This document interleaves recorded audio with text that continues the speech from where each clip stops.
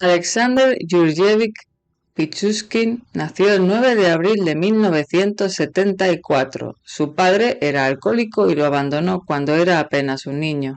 Creció en el número 2 de la calle Kersonskaya en Moscú con su madre, Natalia Elmouradovna, su hermanastra menor. Luego también llegó el esposo de la hermanastra y su hijo en un apartamento de 2 habitaciones en la quinta planta. Es un asesino en serie ruso que mató a decenas de personas entre 1992 y 2006. Se le conoce como el asesino del tablero de ajedrez o como el maníaco del martillo. Pichushkin fue un niño sociable al principio. Sin embargo, esto cambió tras un incidente en el que se cayó de espaldas de un columpio que lo golpeó en la frente al balancearse de vuelta. Los expertos especulan que este suceso dañó su corteza frontal. Después de este accidente, Pichushkin empezó a actuar con frecuencia de forma hostil e impulsiva. Debido a su comportamiento, la madre de Pichushkin decidió transferirlo a una escuela para niños con discapacidades. Antes de este traslado, se sabía que los niños de la escuela normal lo acosaban física y verbalmente, llamándolo ese retrasado mental. Este abuso intensificó la ira de Pichushkin. Al llegar a la adolescencia temprana, su abuelo materno reconoció que era un chico muy inteligente y sintió que sus talentos innatos se estaban desperdiciando, ya que no participaba en ninguna actividad en casa y la escuela en la que estaba matriculado se centraba más en superar la discapacidad que en promover el éxito.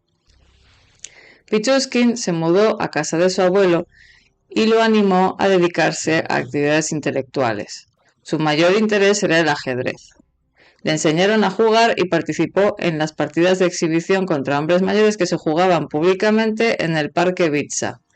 Pichushkin encontró una vía para canalizar su agresividad, dominando el tablero en todas sus partidas. Sin embargo, continuó sufriendo acoso por parte de chicos que iban a las escuelas convencionales por ahí alrededor y sufrió un duro golpe emocional cuando hacia el final de su adolescencia falleció su abuelo. Pichushkin tuvo que regresar a casa de su madre. Según informes, la muerte de su abuelo afectó profundamente a Pichushkin. Para mitigar el dolor de la pérdida y calmar sus fuertes tendencias agresivas, comenzó a consumir grandes cantidades de vodka.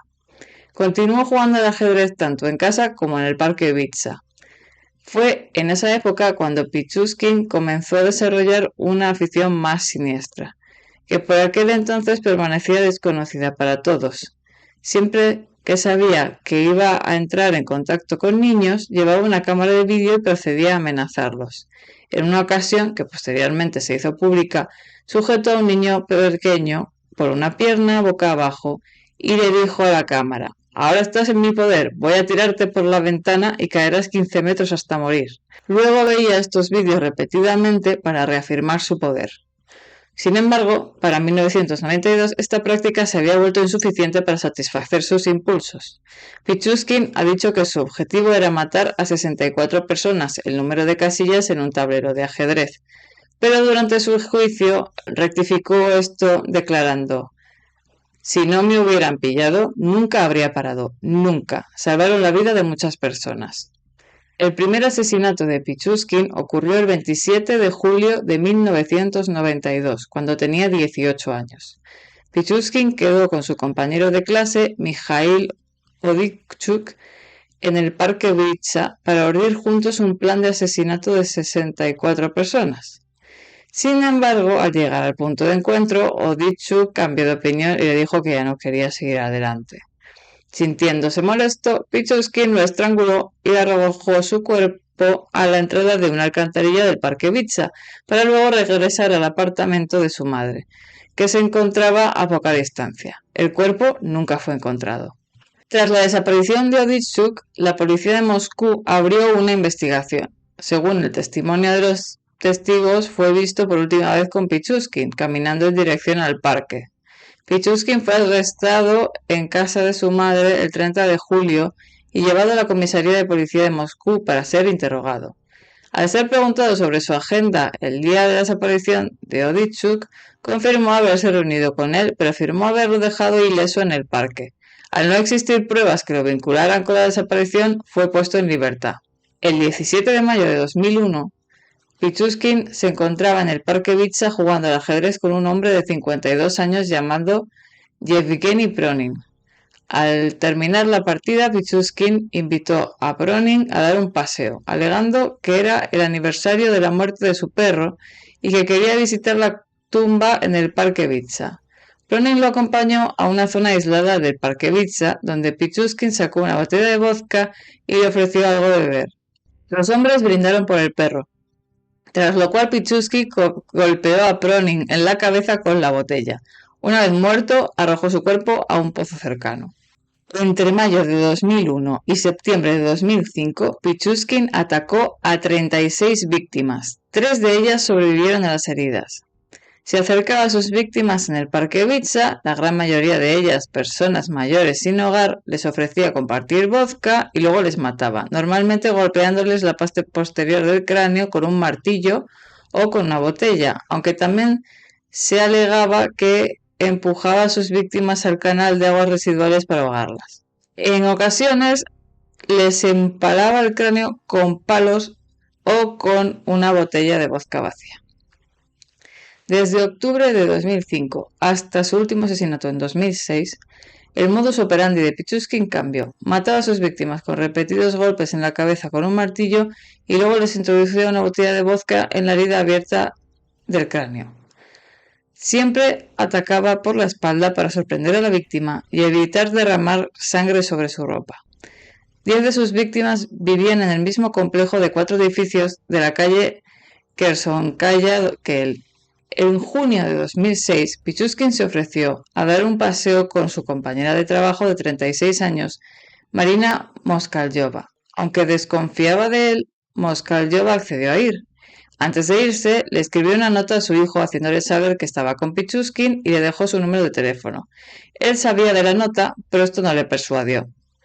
El cuerpo de Moskalyova fue descubierto en el Parque Vitsa el 14 de junio de 2006, con las lesiones características de Pichuskin.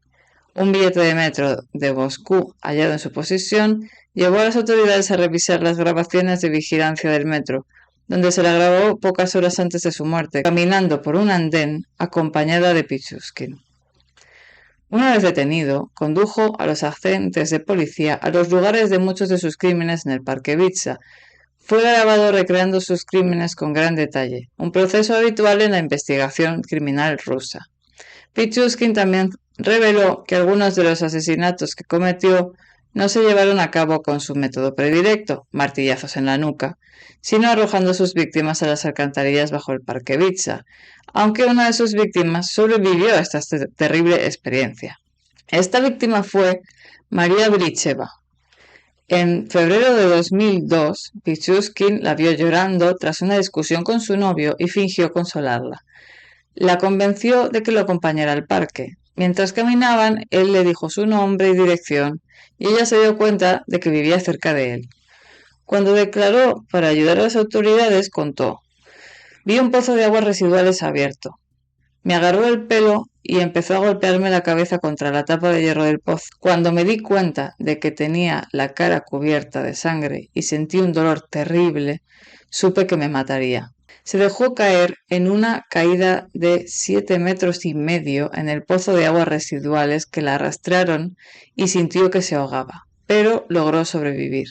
De milagro, muchas horas después, logró levantar la tapa de una alcantarilla y gritar pidiendo ayuda. La llevaron al hospital, donde le dio a un policía el nombre y la dirección de su atacante, pero el policía, llamado Kalashnikov, no estaba interesado en investigar el ataque. Prometió decirle a su novio que estaba a salvo y decirle que le trajera algo de ropa, pero solo si fingía haberse caído al pozo. El policía fue posteriormente encarcelado por incompetencia. El investigador principal, Andrei Suprunenko, declaró que la única excusa del agente fue: «No quería trabajar, eso es todo, no necesitaba buscar a nadie ni demostrar nada. Si hubiera actuado correctamente en aquel momento, se hubieran salvado muchas vidas». María que vivía sin documentos de residencia en Moscú, sufrió esta terrible experiencia. Además, su novio la abandonó mientras ella estaba embarazada. Dio a luz a un bebé sano, pero se vio obligada a darlo en adopción. Un día, María se encontró a Pichuskin en el supermercado. Declaró: me di cuenta de que debía huir porque él también me vio. Quería esconderme bajo tierra para que no me viera, pero me vio y sostuve su mirada. Salí corriendo de la tienda, fui a mi piso y en 2 días me mudé fuera de allí presa del pánico, para que no me matara. Temía acudir a la policía, ya que la habían defraudado, además del hecho de no tener los documentos necesarios para vivir en Moscú. Más tarde, en 2006, testificó contra Pichuskin y sufrió un aterrador enfrentamiento cara a cara con el asesino como parte de la investigación policial. Pichuskin afirmó que decidir si sus víctimas vivían o no lo hacían sentir como Dios. En todos los casos maté por una sola razón. Maté para vivir. Porque cuando matas quieres vivir, dijo una vez. Para mí, la vida sin asesinatos es como la vida sin comida. Me sentí como el padre de todas esas personas, ya que fui yo quien les abrió la puerta a otro mundo. Pichuskin fue condenado el 24 de octubre de 2007 por 49 asesinatos y 3 intentos de asesinato. Durante el juicio fue encerrado en una celda de cristal para su propia protección. Tras ser declarado culpable, el juez Vladimir Usov condenó a Pichuskin a cadena perpetua, con los primeros 15 años en régimen de aislamiento. Apeló a la sentencia alegando que era demasiado severa y solicitando una reducción a 25 años. A pesar de las peticiones de los familiares de las víctimas, el asesino no fue condenado a muerte, ya que Rusia adoptó una moratoria sobre la pena capital en 1996 al ingresar en el Consejo de Europa.